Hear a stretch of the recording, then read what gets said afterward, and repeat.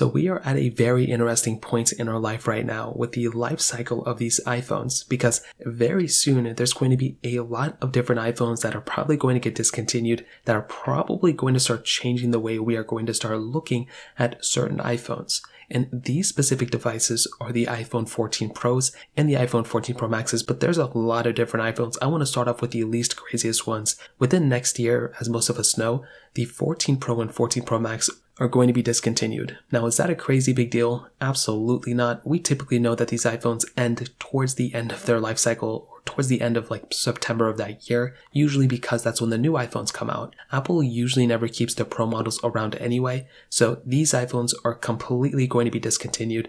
And like I mentioned, there's pretty much no shock there at all. These iPhones are going to be gone. However, this does kind of lead us into another interesting spot, because the 14 Pro, 14 Pro Maxes have been selling out like crazy. So there can be a situation where these iPhones could potentially be, ended in terms of their life cycle, but they're going to be so delayed, so much so probably in fact that there can be a situation where these iPhones are probably going to be still sold even after the 15s are out. I'm not too sure. I guess we're going to see, but that's something to kind of keep your head at. But there's two iPhones that are just so crazy to me that they're probably going to be discontinued sooner than later, and that is the iPhone 12 and iPhone 13 mini. These two iPhones have the highest probability of being discontinued even before the next September event. Now, I still think Apple may keep around that iPhone 13 mini, but that iPhone 12 at $599, there's a high likelihood Apple may actually end up discontinuing this iPhone because of the iPhone SE 4th generation. Apple might go ahead and basically turn around and sell the iPhone 13 mini and release the iPhone,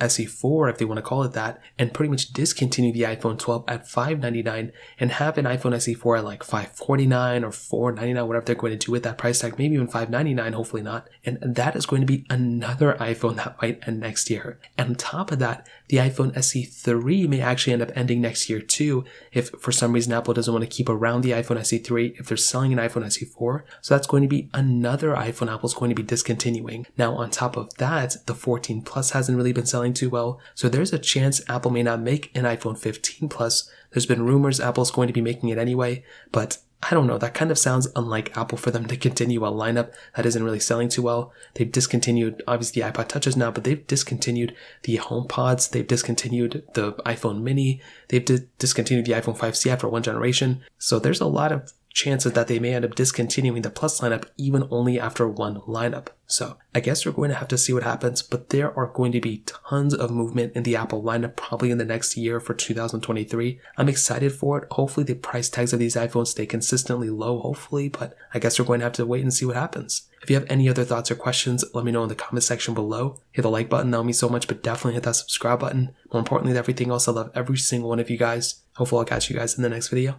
Peace out till then.